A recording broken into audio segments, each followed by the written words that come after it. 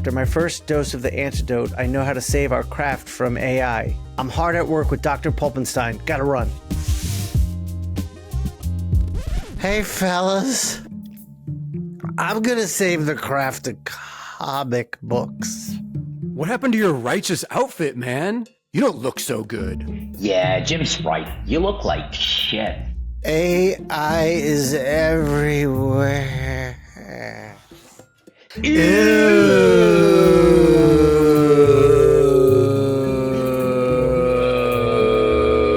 This is very bad. Shawn is sicker than I thought. The craft is suffering severely. Where's my magnifying glass? Generative AI, digital shortcuts, struggling publishers are all making our craft sick, making Shawn sick.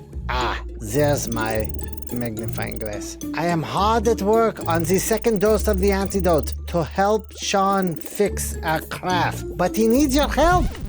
Get the anti-AI art book. The antidote for all that ails our craft. Inkpulp Cyan is a book about our craft and the art of Shawn Crystal. Most art books are simply a presentation of that artist's artwork.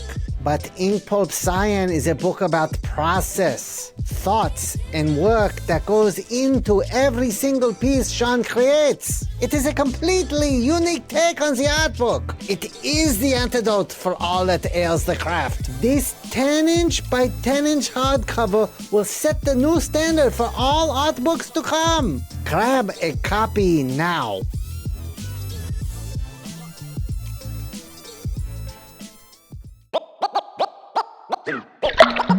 This is the Inkpulp podcast. What's up? I'm doing the audio for. I like how Jim's.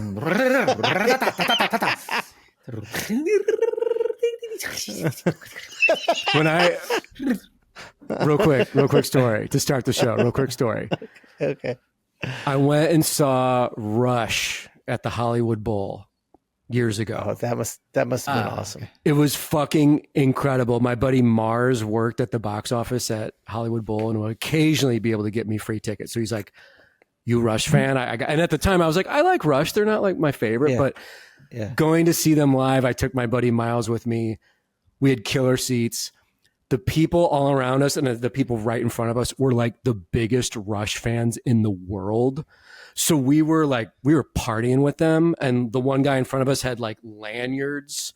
He was following Rush on tour. So he had went to every show in America. And he started churning around and was like, their next song's going to be Tom Sawyer.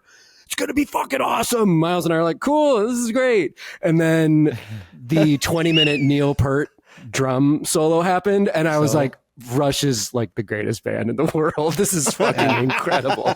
It was awesome. Next level, man. But it was just funny that Miles and I were like, Rush is cool, it's fine. And then we get into the venue and we're surrounded by just drunk Rush fanatics singing all the words, screaming. Like we were like, this is okay, cool. Yeah, we're Rush fans. Yeah, it's so funny how sometimes like the live performance changes everything for the good and for the bad. Sometimes there's some artists, that's true. And some performers. I'm not talking just necessarily about musicians, comedians as well.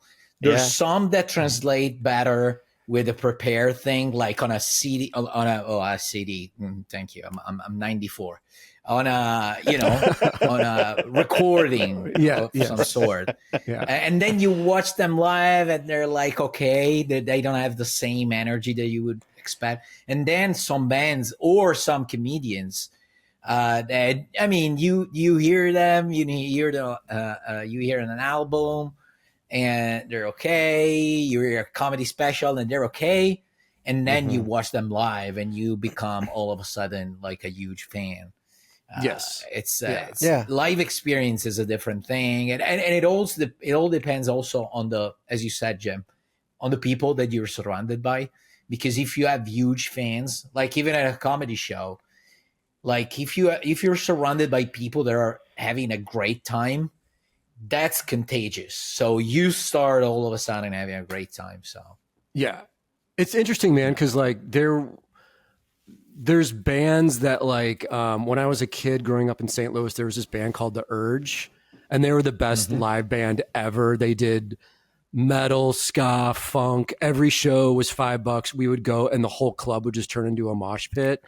And they got a record deal, and they wound up recording records, but their records never captured the energy of the live show, the live horns. Like it was just, they just tapped into what being a great live band was. Yeah. And I wonder if music and comedy are opposite of art, where art, it's like, well, no, the art itself, the comic book you make, the printed piece, that is what matters. Like that is the testament of like who you are and what you do. So if you see an artist doing live art or live drawing at a convention, maybe they're having an off day or whatever, you might be like, But then you see their finished work or what they post online or their book, that kind of is the testament to what they are.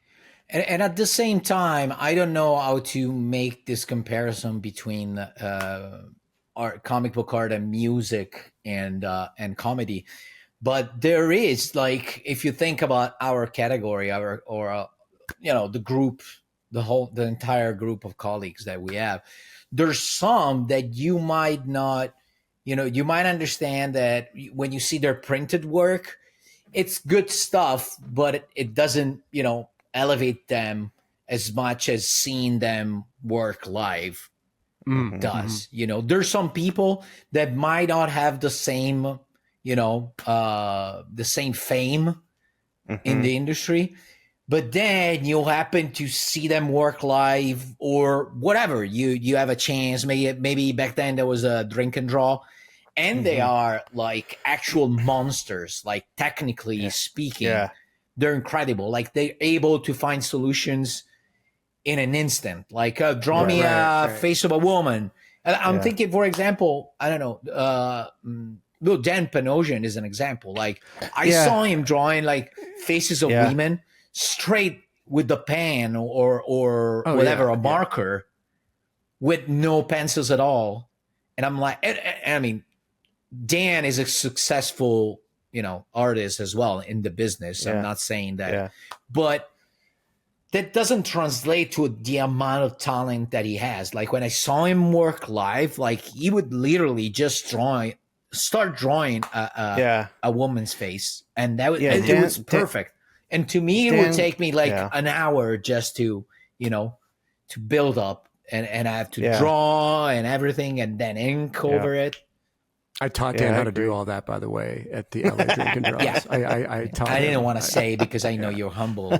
But that, I will say real quick, though, that is one situation where at the Drink and Draws every Thursday, me, Dan Panosian, Jeff Johnson, Dave Johnson, those guys I think can all draw circles around me. But in a live setting while drinking, I could hold my own against them live, like drawing, because it's all drunken and loose. And I would do my shit straight to ink and pass it around to everyone. Everyone would be like, dude, what? This is crazy. This is awesome. But on a technical level, when you go home and you spend time at the table, like those guys are master draftsmen.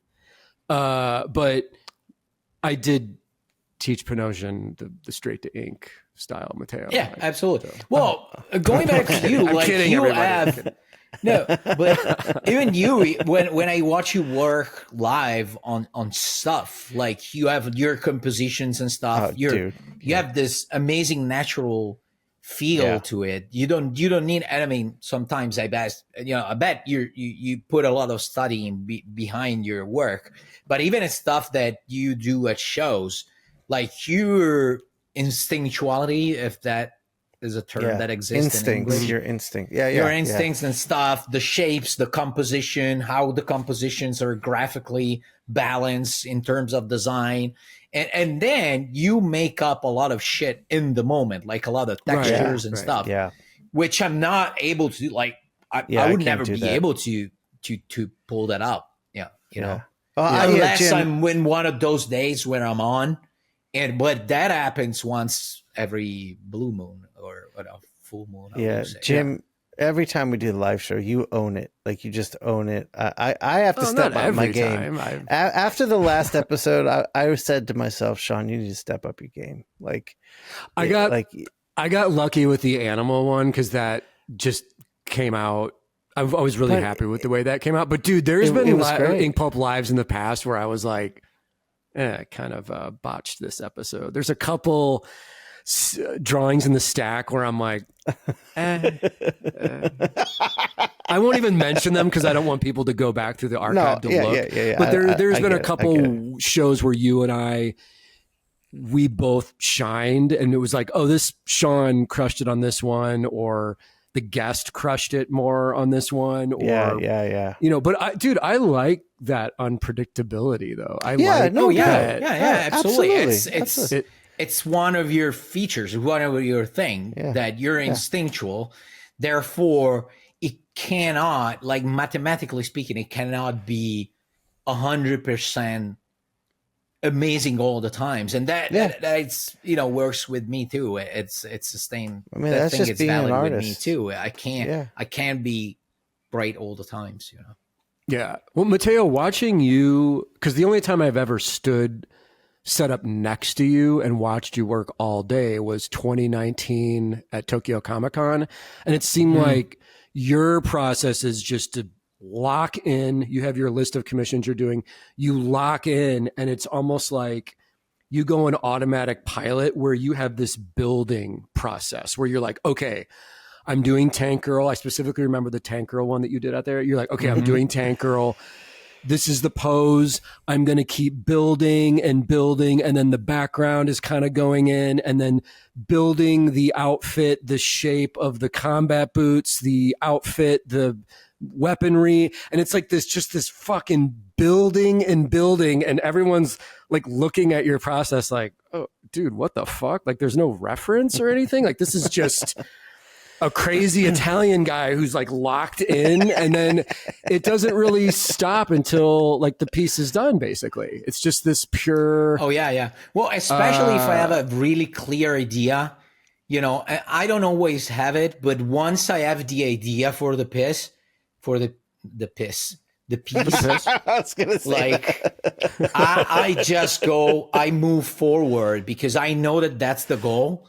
And I'm not concerned about having to choose and pick and choose other alternative ways, because I know exactly where the goal is. So now the only factor is if I'm on a good day or not. So if I'm on a good day, I'm going to achieve the result more immediately because my head and my hands are more connected today. Or, if not, it's gonna take a little longer to get there, but I already know the direction, that I'm gonna take. The hardest is when I don't really have a clue, and I have to find out as I'm doing, and that can be frustrating because sometimes it takes too long. So in my head, I'm like, okay, it was supposed to be taking 2 hours, and it's taking 3.5. And I'm still not getting there. So I'm starting to get anxious because my internal schedule is getting fucked up every minute more and more. So that's sometimes I have a hard time, handling that kind of feeling. Let's put it this way. Yeah, it's pressure. It's like, it's weird to draw in an environment like that. Like when we're in our studios, we just have peace and serenity. Even if I have loud music on, I'm like, no, I'm in control of all of You're this. in the like, groove. This is my zone. This is my shit. And I'm doing live art in a nightclub, or doing a drink and draw, or doing a live stream drawing like Inkpulp Live, or doing commissions at a show. That's a completely different vibe to be making work. Yeah. Oh yeah. Well, and it's a live performance. Yeah, and the show we have to speak and entertain while we're drawing too, which is that's a whole nother level. Yeah, that's the thing that I'm curious about, because we're gonna do it soon. Yeah. And I know, like, since I've already tried, because we did something like that with the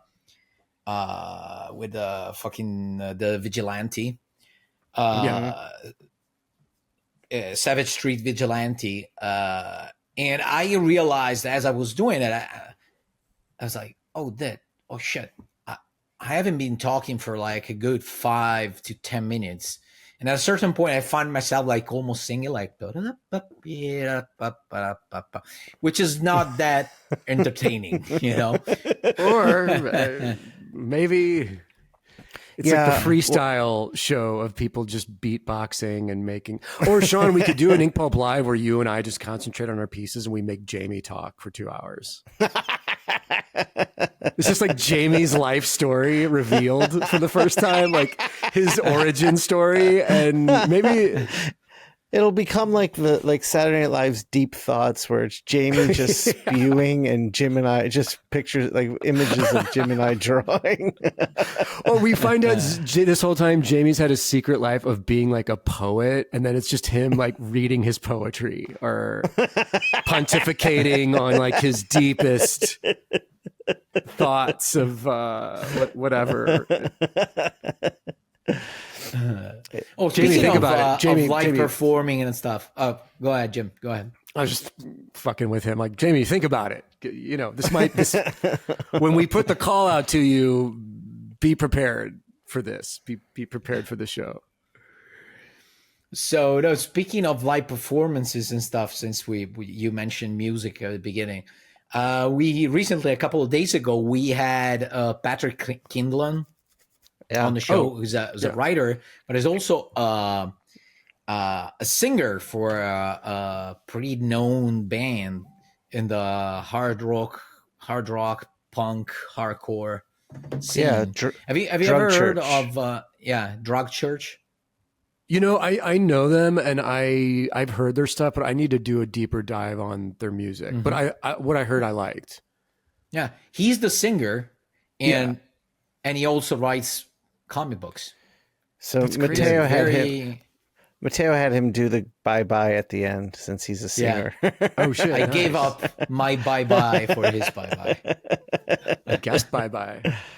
I like it. Yeah, let me I want to talk about Kickstarter a little bit, because I'm in the throes of it, and it's kind of a good opportunity to just talk about like the stuff we're learning about Kickstarter. And then we'll get into some Discord questions. But I'm curious, Jim, because I'm closing out week 2 now, and like week 1 was this crazy fucking big. I know, right? This big explosive liftoff. Then week 2, it didn't stop, and it didn't get like too slow, but it quieted down so much, and it's just quieting down more and more each day. Now, I've got stuff planned. Like, I'm going on Comic Art Fans tomorrow to do a bunch of stuff. I got some podcasts coming up. But what was your week 2 like? Was that the dip for you? Yeah. I mean, things did slow down, but I got the boost from the Scotty Young variant, because we didn't plan this, but Scotty didn't have his cover ready at the beginning of the campaign, which is fine. He did me a huge favor, obviously, but him sending out a newsletter to his tens of thousands of fans, like that bumped me up like on week 2. It was like a happy accident. Yeah. But that being said, I don't recommend introducing new things to your campaign. Just do everything on launch day, because I introduced your and Matteo's covers toward the end of the campaign when we were in New York. Yeah, I remember that was, and they sold well, but it was also like it was a missed opportunity of this. It should have just been part of the original launch day. Well, but we didn't plan them. Like we actually did them on launch day, if I'm correct. Yes. Or it came out at launch. The episode came out on launch day. But the episode was recorded.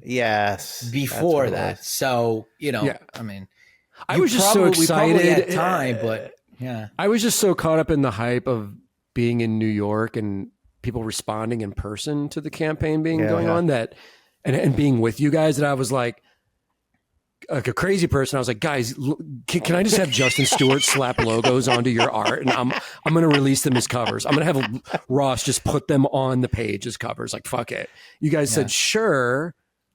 Okay, whatever, weirdo. But and then we did that, and they sold. But I feel like they would have done more if it was just part of the day one launch. See, I feel like as I'm going, like I feel like do everything you can to plan ahead of time, which I did.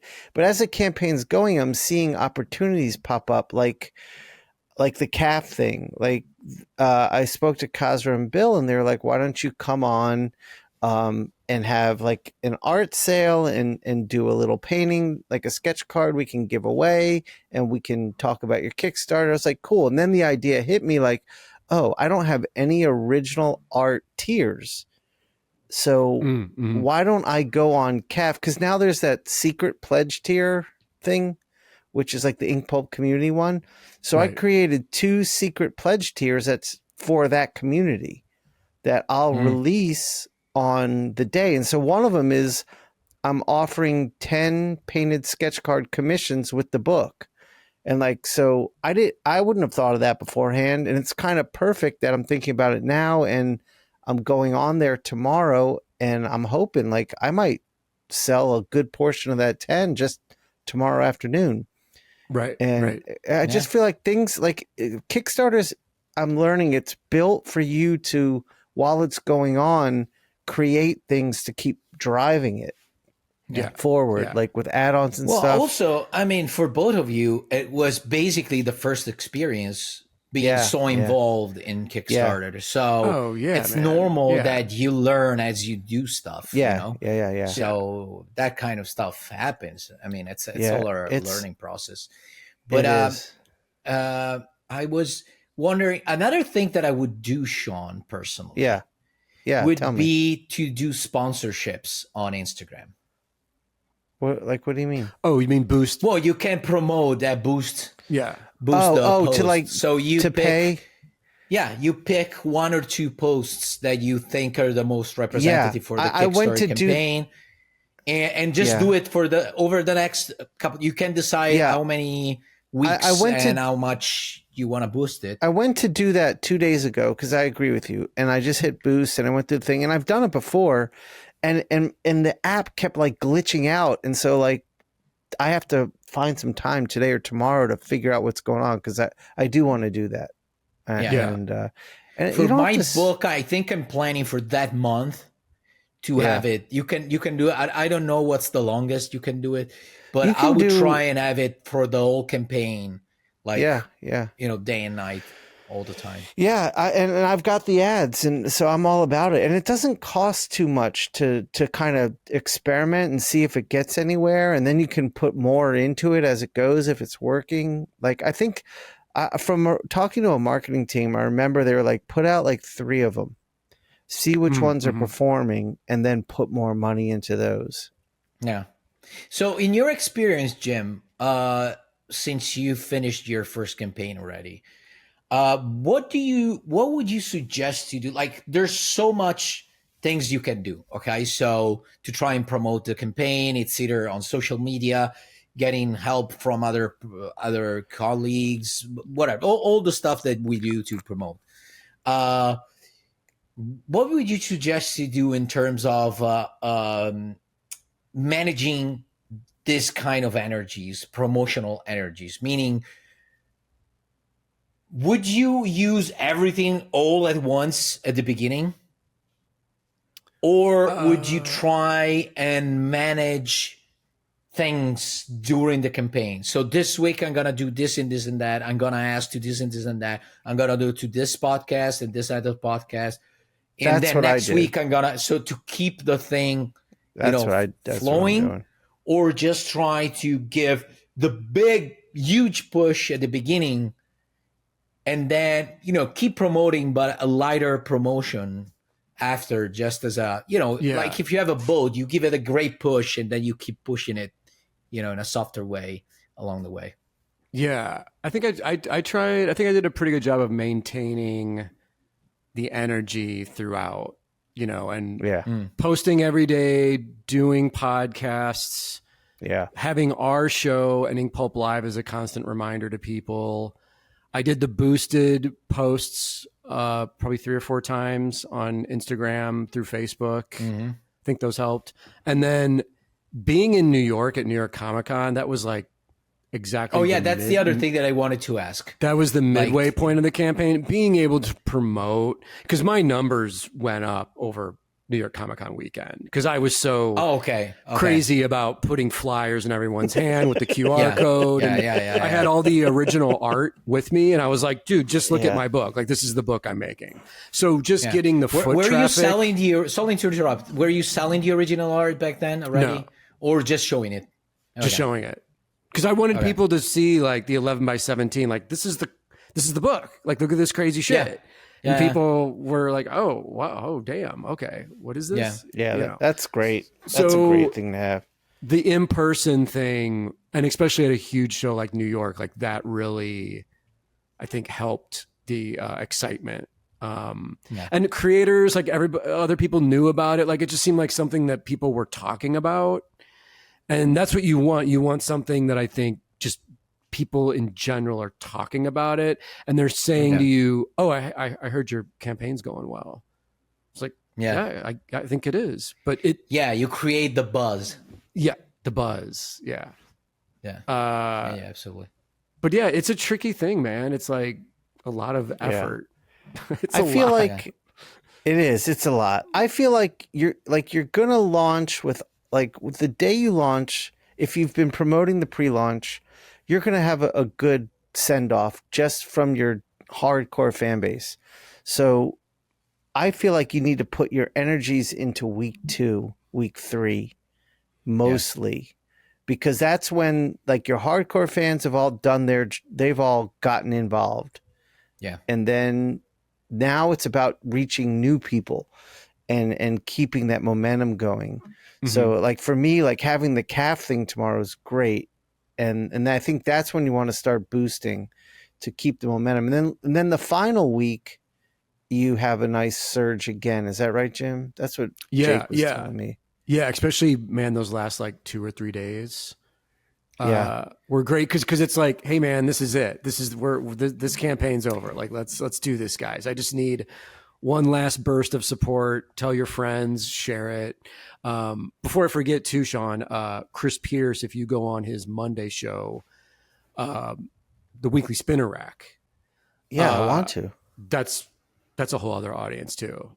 Yeah, I want to. I mean, he said he wanted to have me on, and I haven't heard from him yet. I'll reach out to him again today. Okay, because I definitely want to. It's my Monday's my birthday. So what's this, Jim? Oh, that's right. Can you elaborate? Right. Oh yeah, my buddy Chris Pierce, who I do Trash Movie Bonanza with, my other YouTube show, he has a hugely popular YouTube show called Comic Tropes, where he looks at comic book history and stuff. He has a separate channel called Comic Tropes After Dark, and on that channel, he does a Monday weekly live stream that's very popular, where he goes over the comic book news of the week and reviews comics. But dude, his audience for that, I don't think he would mind me saying this, his audience for that show is more of a mainstream audience, which means when he promotes my book, Savage Street Vigilante, or your book, he is going to be getting it in front of new people that might not know your work. And so I'm stoked to go on that. I encourage, like, Chris helped me a lot. Yeah, I definitely want to go on. I mean, I noticed even he gave my campaign a shout out on I don't think it was his live stream. I think it was his other show. It was his live stream. Yeah. He gave me a shout out there, and I did see numbers go up after that. Like, that was a big help. Okay. Also, I want to talk about Jake turned me on to a site called KickTrack. And it's amazing. It tracks your Kickstarter. It predicts where you're going to end. It's like all this information about your campaign that you have no idea about. It shows you how much you make every day. It's crazy. So like KickTrack, they made a prediction on what I'm going to make, and then they also said I'm trending in an area that could go to this number. And so my trending number was awesome. And my their prediction, I think I'm going to hit that pretty soon. Like, I think I'm going to, by week 3, I'll be in that prediction zone. So I'm hoping to hit that trending number that they have up there. Is that an app or is that just a website? It's a website, KICKTRAQ.com. And you connect it to your campaign? I don't do anything. Jake just went on to it, typed in my Inkpulp Cyan and found it, and he's like, and he sent me a link. I was like, what the fuck is this? That's awesome. Nice. And by the way, this has nothing to do with what we're talking about, but Shawn, do you have an Old the Bastard t-shirt? Is that Older the Bastard? Yeah. Yeah, that's the album. I recognize that. Yeah.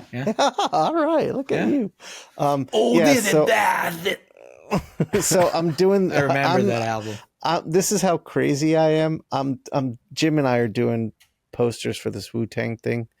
And we can say that, right? By the way, Jim, I forgot to reply to you because yesterday was a crazy day for me. Fucking awesome, the piece that you shared with us. Oh, thanks. I don't know if we can show it already. I don't think we can show it yet. Right now, Jamie, I don't know. But yeah, Mike Spicer we'll colored see that, when this one piece. goes out in a couple of weeks probably. So yeah, maybe by that's then before Jim's is. Yeah, we can't show it until the day of the show that our posters are for. And we did sign NDAs, and we don't want Wu-Tang's lawyers coming after us. But we can say that we were doing posters for the upcoming farewell tour for Wu-Tang. Yeah, so, awesome. Yeah. But so all I'm allowing myself to listen to is Wu-Tang, like the original records while I'm working. I'm wearing my Old Dirty Bastard shirt. I'm just in the total Wu-Tang mindset. Immersion. Just went crazy. And today Slick Rick released a new record, so I gave myself a break just to give it a listen through, and because I had to, and it's really good. So shit, I need to check that out. Wu-Tang. Yeah, Jim, it's kind of like, wow, he's lyrically, it might be him at his best. It's crazy good. He's still got it. Yeah, he's still the ruler. It's the shit. So going back to the campaign, sorry for derailing. No, that's fine. Derailing the conversation. Jim did crush it. Jim crushed his poster so hard. Thank you. Jim, please save one of those prints for me, and I'll save one for you. Oh yeah, we got to trade. Yeah. Okay. So Jim, aside from the beginning of the campaign, that's usually the moment when you gain the more, attention and the highest number of backers. Mm-hmm. Aside from that, where would you put the second boost, like the second important moment of the campaign when you saw the numbers go up and you're like, oh shit, something happened? It was probably the end. Mm. Yeah, it was like beginning, end, and then the middle with the Scotty cover drop. Mm-hmm. The Scotty. Okay. Those are the three noticeable. Okay. And then the end. And I was also going to say New York as well. So I had 4 that I feel like throughout the course of the whole month, I had 4 kind of evenly spaced that were.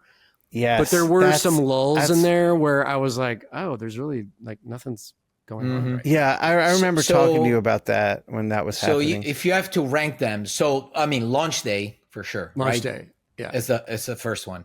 Second one is the end of the campaign, right? Yes. Then what would you say, New York or Scotty?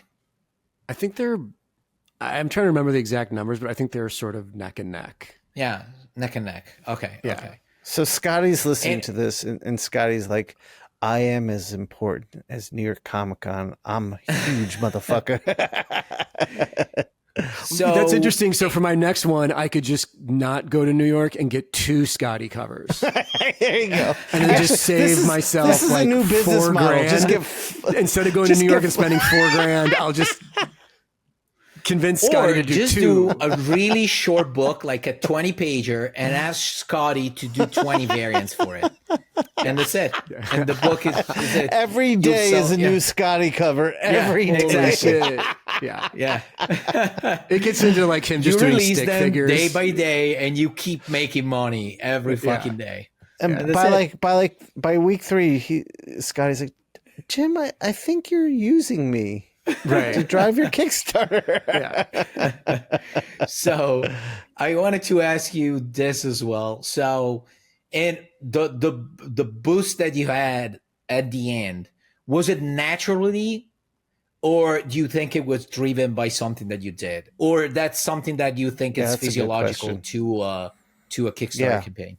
Yeah, is there something I should do on that last week to really pump it up? I'm trying to remember what we did. Did we do a special show to close out? Yeah, we did, and that's us actually why I'm planning to do one like with you right as the last week starts. Yes, because that's what you did. Yeah, man. Yeah, I think it was just the final new. What do they call it? Final update, the final countdown, the final update through Kickstarter, where it's like for the slackers that have been waiting.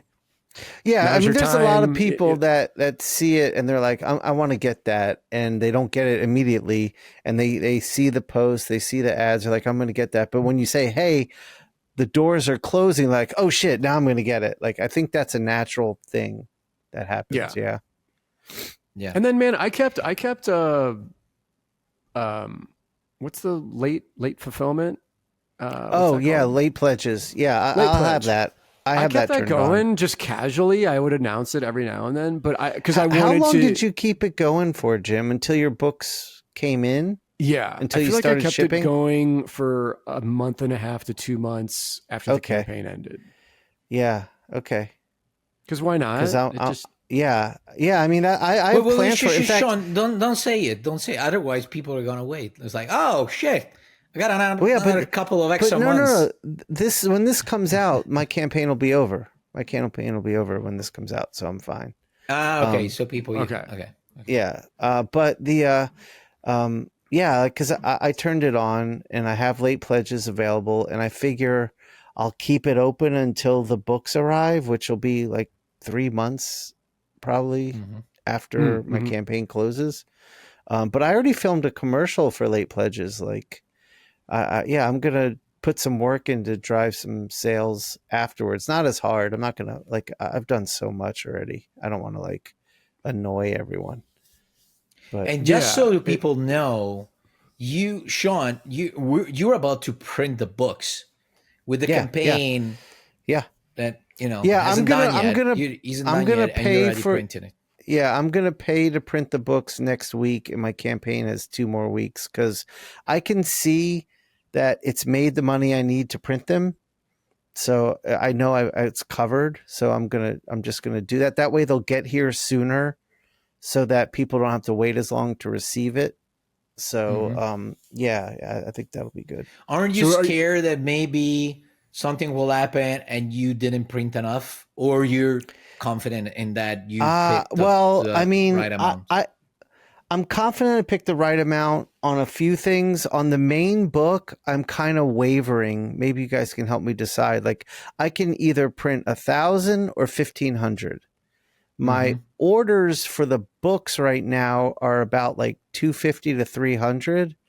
Now, I've got some things planned that are going to push it up. I've always said to myself, if I can sell 500 books, that would be awesome. If things go, you'll get there. I hope so. But if things go incredibly well and I could sell 750, that'd be great. So if I sell 750 and order 1,000, I don't think it's enough. So I'm kind of, and honestly, it's not even a price thing for me, because the price between printing 500 more and shipping 500 more is costing me in total which isn't a ton of money. Right. Well, maybe let's blip that number. Oh yeah. Bleep that number, Jamie. But it's not that's not is what's making me make the difference. Yeah. It's about the storage. Honestly, it's about the storage. Because the good thing is that you have an online shop, so you can keep selling them. So absolutely. Whatever happens, you can keep promoting the fact that you have this book. Yeah. So Yeah. What do you guys? I'm thinking maybe 1,500 is the way to go. Probably, dude. Would you be shipping these to yourself at conventions so you have them at your table at shows, or is it too heavy? No, I think you're. I have to have it at your table at shows. Is like that's a must. I have to have it at shows. Absolutely. Yeah. Okay. And I'm also going to ship Jason a whole bunch of them that he can just bring to shows. Yeah, with us because they're going to sell at conventions, dude. Like that's a no-brainer. Yeah, no doubt. I was thinking about this thing. Can you imagine if, like, let's say you decide to print 1,000, and by the end of the campaign, something magical happens, and they order 1,002. And now you already put the order in for 1,000, and now you had 2 to print. And those are gonna cost you like an arm and a leg between shipping and everything. Well, and you're gonna lose all the extra money you made on the campaign. Yeah, well, if that happened, I would probably just do what Jim does. I would probably just go to mix them and just print 2, like if that happened. But I'm not gonna. Yeah, I'm not gonna have that happen. Jim, how many did you print? About 2,000. And you had 1,000 ordered through the campaign? Yeah, more than 1,000 because we did retailer tiers. So those came with a dozen. So I would have to ask Ross like the exact number of books, but then like 1,200. Yeah, I have over like 500 stashed here that I'm selling through my website. You guys can still score Savage Street Vigilante through my website to let you know. And I'll have them at conventions. Link below. Oh, like and subscribe. Subscribe to my newsletter. But I'll have them at conventions as well, like this year. And, you know, it's something that, especially my main cover, I don't know if I'm going to let the variant covers kind of sell out and just let them do their thing. But my main cover, my book, I think will be something that I always have at conventions, you know. So you'll do another print run when you need it? I think so. Yeah. Just because it just seems like I put so much effort into making the actual book. Like, why not always have it at the shows? Because you should. There's always, every show we do, there's always someone that walks by your table that does not know who you are, and that's a potential customer. So totally. And you should do, like, if you do a second print run, just do a variant cover for it, like, you know, second printing cover. Do my own variant. Yeah. For myself. That'd be awesome. Yeah, totally. That's a good idea. All right, let's get into some of these Discord questions because we're already at 40 minutes. Question time. Okay, Discord. Matteo, how much linguine do you eat in 1 week? 5 pounds, 10 pounds. Okay. 15 pounds. First question comes from Squid Marks. Oh, by the way, can I interrupt you for just a second, Shawn? I just want to give a shout out to the name of the guy is Randy. I don't recall his name on Instagram. Who in Dallas, he brought me, like, he made with the 3D printer a full-on Dumb Shark logo. Yeah. So I'm building it up so that it has like a retro light, like it has a light on its back. So soon you're gonna see it. Oh, awesome! I was drawing a commission. I looked over and I saw it. I was like, "Oh my god, dude, that's awesome!" And I kept saying to myself, "Make sure you look at that later." And I totally forgot to look at it, so I never got to really see it up close. But it looked awesome. Yeah. I'll. Jamie, just remind me to give you his name on his Instagram handle here. Anyway, thank you again, Randy. Yeah. It was great to meet you at the show. Yeah, that was awesome. Okay, so Squidmark said this is a good question actually. Promise this is a far less lofty question. I guess Squidmarks asked a big one last. Yeah, I think we got confused last time. He said, what advice would you give a writer coming from a TV background trying to get into comics, like specifically from the artist's perspective? What are some do's and don'ts for best practices? You guys, I have answers like ready to go, but start it off. Ready? Go for it. Okay. Yeah. I would say the first and most important thing is learn how the medium of comics works. Read Understanding Comics, read Will Eisner's comics and graphic novels, and get a feeling for what a comic book is, because it's not TV. And I would say from my experience working with TV writers, there's generally, you're putting too much in and you're asking too much and of the artist to do in one page. And then the other thing is, I would say get rid of the camera direction and don't try to visually tell the story too much. Give the meats and bones of what needs to happen, not necessarily the how, and get your dialogue's the most important thing. That's my perspective on that one. Yeah. I agree. I'll give what you said my own spin. Like personally, I like if the writer gives me some like reference or stuff, especially when it comes to, fantasy or sci-fi, or in general, even atmospheres and stuff.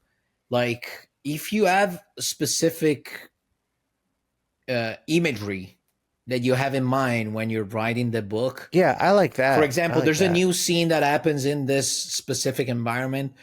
Just tell me, hey, for this, I was inspired by this movie. So if you want, just go watch this movie for the atmospheres that I'm imagining, for example. Yeah. So, and I don't mind the writer being descriptive, but no, I don't mind in that. the setup for, I don't know, the beginning of a new sequence. So we're in a bar, a really dark bar. Imagine a bar in whatever, in Brooklyn in the 90s, 70s at night, and with pushers on the corners and blah, blah, blah, all that kind of stuff.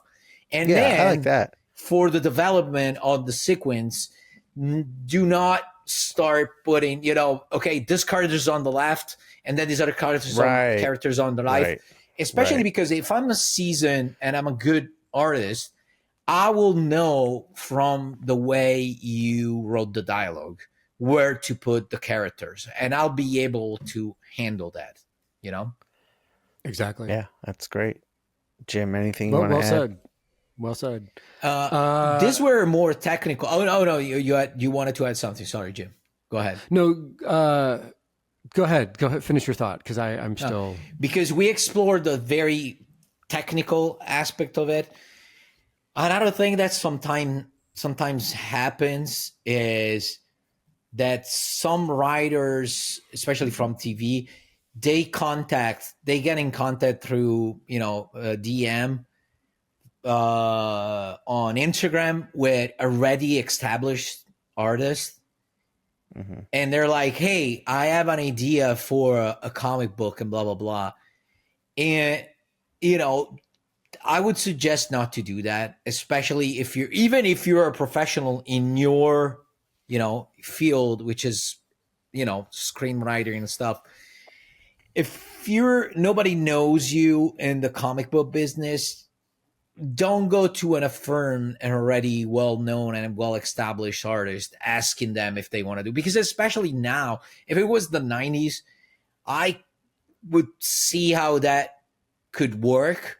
But, nowadays, especially now that the writer is really important in terms of name on the cover to sell books, if nobody knows you, basically you're asking me to do a book, to not accept any other job and do a book with you for basically free, because we're not going to make any money. Right. Yeah. So unless you're coming with a specific offer that where already an important page rate is established and blah, blah, blah, you're basically, what you're doing is pointless. So, it doesn't really make sense. So if I were you, I would try to make a name for myself. And if you want to do creator-owned stuff, to start, putting out your ideas and your books, you got to find some more unexperienced artists. Yeah. You have to find something good, somebody who's good but new at the same time, and try to put out something good. I would say the same for artists. I think people who try to hitch their wagon to someone else's popularity is a bad play. Mm-hmm. Like I think that's something to be careful of. And I thought of another thing. And when so, you're sorry to writing interrupt. Just one last thing. I don't think they're doing it for that. Like, I don't think they're writing. Like, I don't think the reason is, okay, I'm gonna call Matteo because he has a following, so I'm gonna. Okay. You know, I just think that simply they like my stuff, so they would see, they follow me, they like my stuff, so they were like, okay, you know what? I got you. I have this story, and I would love to see Matteo's art. I got you. So I don't think they're doing that. You know, I don't think there's any bad, intention behind that. Other than that, I just want to work with this artist, but it's not going to work because I'm just being realistic. Right. Right. Okay. Sorry to that's a interrupt. good point. No. The only other thing I was going to say is make sure you separate actions. That's something that you see a lot from TV and movie writers, where it's like, he's getting out of the car, lights a cigarette, and says this. It's like, all right, now you're giving me two actions here. Like, that can be pulled off a little clumsily, but I would say be very cognizant of like one action per panel, one movement. They can speak while they're doing something, but make sure they're not doing something that would be awkward to have words with, like, like throwing a punch and saying all these words at the same time. I know you see that in superhero comics all the time, but that drives me crazy. I would say definitely. And I remember this because when I worked with Paul Scheer at Marvel, and working with Paul was great. And he came to the plate very aware that this was earlier. He didn't know how to write comics that well. So we worked very closely together. It made my job take a lot longer, but it was a really collaborative, fun experience. But that was the one big thing where like he wanted all these jokes to land while all this other stuff was going on. And I just remember I was like, Paul, if I did everything here, we're looking at a 12 to 14 panel page, and all these things you want to be seen are going to be too small to be seen. So I would say that's something I would definitely try to pin down is specifically. And I would say generally, this is not a rule, but generally think of 5 to 6 panels a page, because that's another thing I see is like a writer will just throw in 10 panels and you're like, dude, like that's a lot for a page. You can do it, but it can't be the rule. Otherwise you're doing a French book. But different. That's also it's a bigger format. It's wider. And that's what I'm saying. It's not a rule, but just think along those lines. Yeah. Yes, keep it at like between 4 and 6 panels. 4 to 6 panels. Page 7 tops, but make sure that out of those 7, at least 2 are inset panels, like really small, when you don't need a lot of room. Yeah. If you're doing 9 panel pages, you better have like the Steve Ditko grid at his level of storytelling. Right. And there can't be a lot of words. There can't be a lot of words. Yeah. All right. Anything else you guys want to add to that? Shout out to Ditko. Not really. Jim with the Ditko shirt. I've been looking at so much of his shit because I'm working on Arachnid Enforcer right now. So I've just been like, in the Ditko world, and it's a very, very specific style of storytelling where it's just crazy because it's like there's no splash pages, there's no like glorious imagery, but it's all contained into this crazy manic world he's created with just like, I'm not even noticing that I'm in 9 panel grid layouts because it's so compelling to watch what he's doing from panel to panel, but he was a master, I think we should do either a live show about Ditko, Jim, or I think we should on the next episode the 3 of us are on talk about like the influences you're taking in for the Arachnid Enforcer and what you're seeing. Oh, that'd be awesome. I think that'd be interesting. Yeah. I want to just close on the question. If I were a writer now, not that I'm an expert on the industry or anything, but if I were a writer and wanted to make it in comics right now, the good thing about being a writer is that you can follow so many projects at the same time. That's the upside to it. So I would I would try and work in both directions. So try to work with the main publishers, and at the same time try to do my own thing.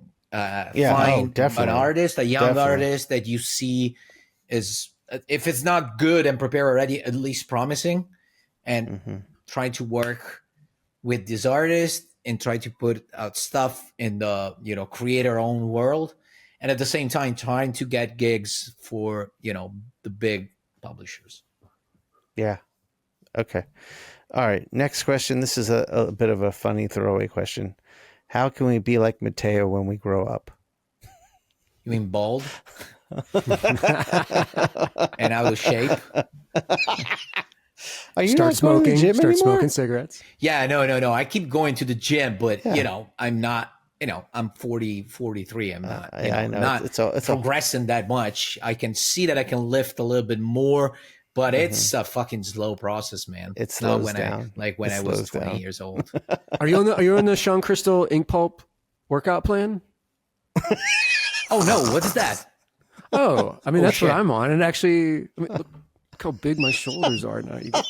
Jesus Christ, Jim! I didn't notice them. Oh fuck. Does it require to take 15 pills every morning, or Matteo, injections? It's like a super gay thing. No. When I was living in Portland, this is a serious thing, and I was having all these neck and shoulder issues. Shawn sent me this workout plan of like, you just do, you focus on a different muscle group per day. You go in like 5 days a week. One day's chest, the next day shoulders, the next day's back. And it actually works. Yeah. So I don't know anything about fitness, but it actually Jim, works. I gotta tell you, if you go 5 days a week, that's already, great. It's not a lot of people go to the gym 5 days a week. So you have great results. Shawn and I, just take our health much more seriously. Consistency in that. He just won't give me credit. He just will not give me credit. No, but it's like I tell you, you go to the gym twice, for 2 hours every week. It's not a big secret. If you're so disciplined, it will work. There's no way. What Jim's saying is I gave him like a routine. It's not something like that's unheard of. It's a typical, like, if you go to the gym 5 days a week, you do a routine. Yeah.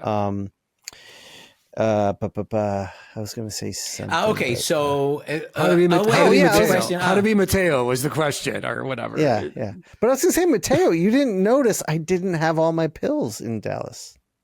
You didn't say anything. You didn't ask where they were. Yeah. You had a couple of pills in the morning, like supplements, right? No, I didn't take anything to Dallas. Nothing at all? Nothing. I didn't take anything. Oh, shit. Yep. I think, you know what? I don't want to be the one, like, now that you caught me. No. But I kind of noticed that. Yeah, I'm sure because you normally did. I see you gulping like a fucking... You're like in an Akira movie. Like a handful of things. And the crazy thing, I see you doing that, and I can only do once, at a time, and you just grab them, just gulp them like it's a dick. And I'm like, well, that's why I'm so good at it. Yeah. All right, next question. Those are Flintstones vitamins, by the way, guys. That's all Shawn's taking is children's vitamins. That I'm like Nuke from Born Again. Give me a red. Yes. All right. I'm very curious about daily habits and focuses as an artist. I tend to dive right into pages, but I really want to find some more free time to work on a technique or freehand something useful for fun. So I have questions about your guys' daily habits as artists, if that makes any sense. It does make sense, and I honestly think once you start doing this professionally, it's just the job. Like, Jim, you're one of the few people who has figured out a way to have a daily, like, sketching habit while doing this. It's a tough thing to fit in. That's only like maybe 3 to 4 times a week. Like, I'll actually get up early, go to the coffee shop, have breakfast, and draw in my sketchbook for an hour or two a day. But like you just said, I mean, it's mostly you just get up and you work all day.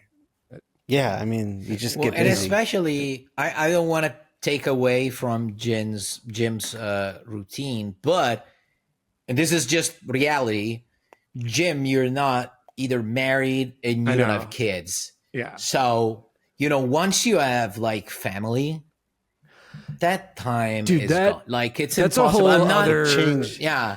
That's a whole other show be because like that guy, but this is reality. Like there's no time left for it. Yeah. But you're totally right saying that, because this is a whole other show discussion, by the way, like a lifestyle show. But dude, all I do is work. And so I don't know how you guys with families and like small children, Shawn, your kids aren't small anymore, but like Matteo and other buddies I have that have kids, it's like, I don't even know how you do this for a living. It's awful. Like it's hard. It's fucking because this is all I do, and I'm not getting done each day. Usually, most of the things I'm supposed to be doing, and this is all I fucking do, man. Like, and it's pretty wild. It's a weird. Dude, this is the.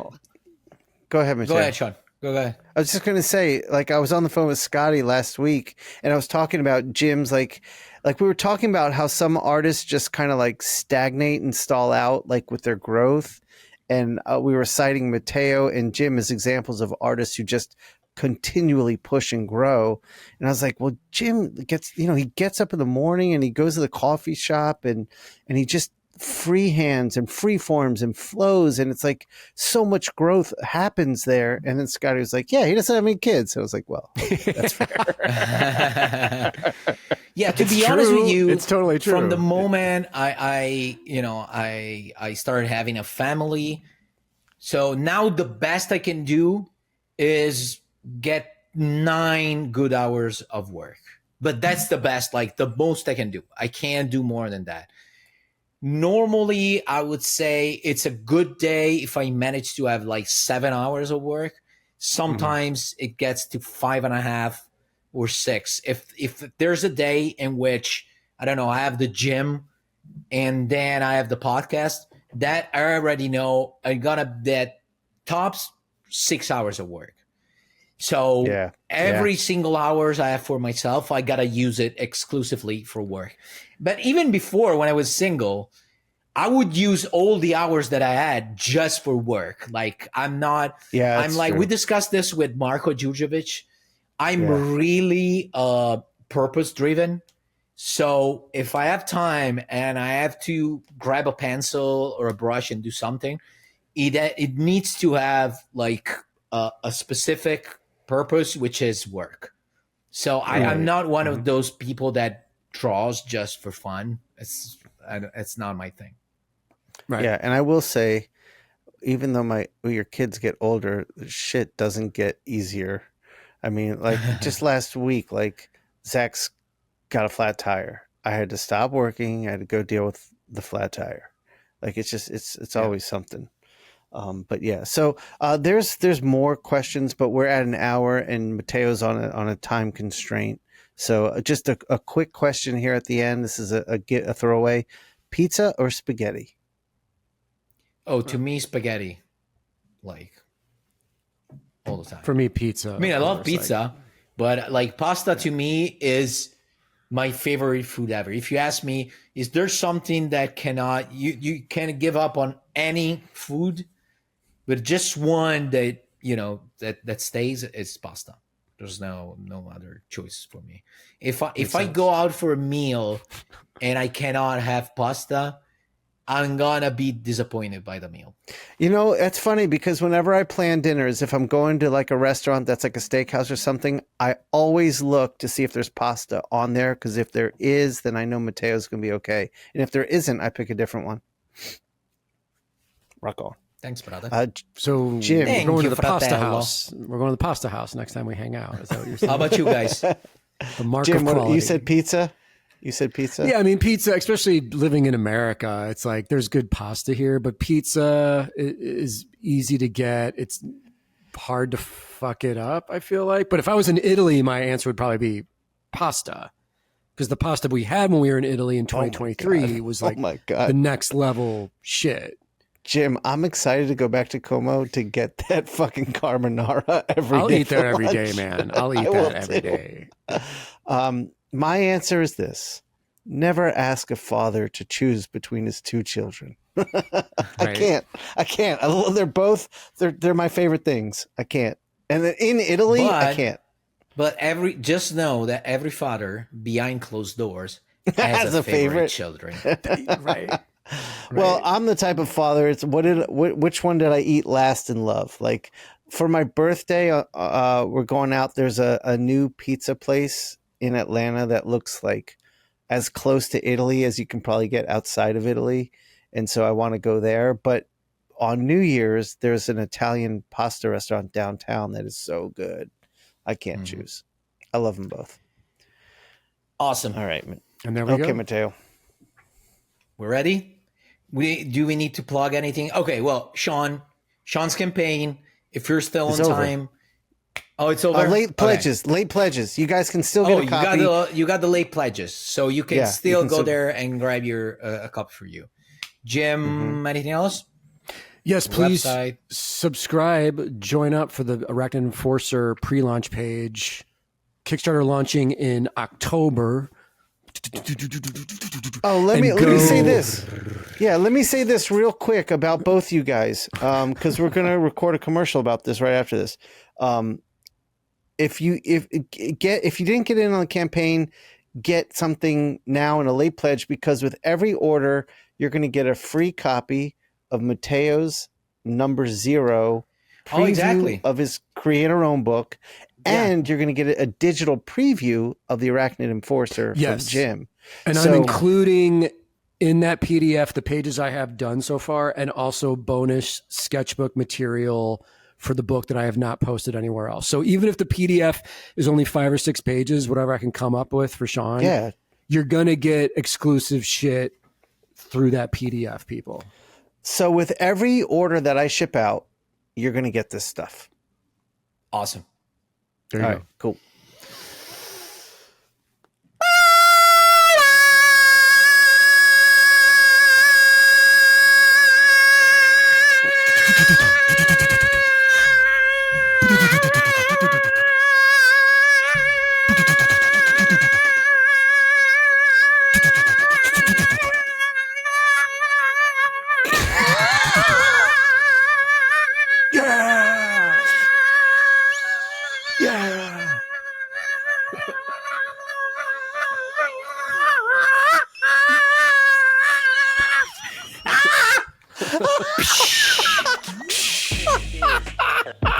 Thank you. Good night. Thank you, Cleveland. With the Inkpulp podcast.